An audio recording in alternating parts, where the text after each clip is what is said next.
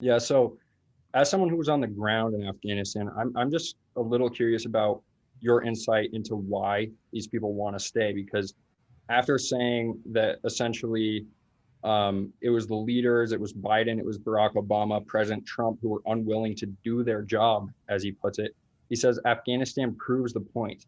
If the Taliban return to power, the almost universal view in Washington is that Al Qaeda, the Islamic State, and others will resume using Afghanistan as a base of operations. But then later he says, Afghanistan, more remote, particularly from the United States, is their preferred staging ground. So, I mean, that seems to me him simply just saying that it's more remote from the United States is enough to say, well, come home. Sure. He is one of the authors and one of the purveyors of the Leapfrog strategy that the Department of Defense has really been pushing over the last decade, where we go out to these very remote and distant locations and set up a base and use it as a base of operations to leapfrog into other nations, into other regions, other territories. And having an established base in Afghanistan allows us to leapfrog into Pakistan. It allows us to leapfrog into Iran if necessary, into any of the other foreign USSR stands.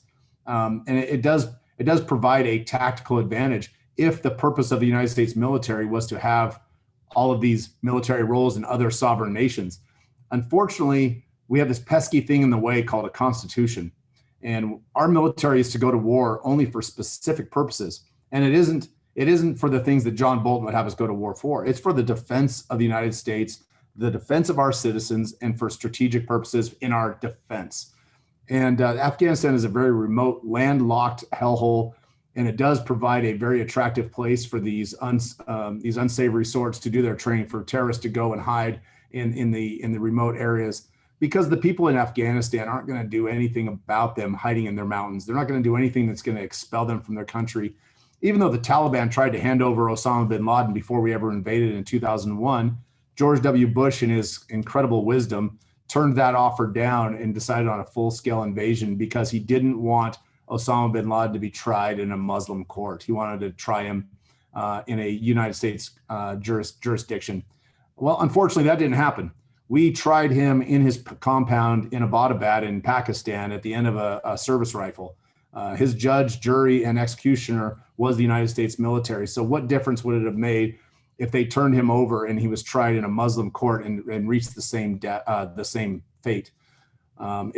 Afghanistan is not a place for us to go. We have no business maintaining our presence there. And President Biden broke America's promise when he did not have us out by May 1st.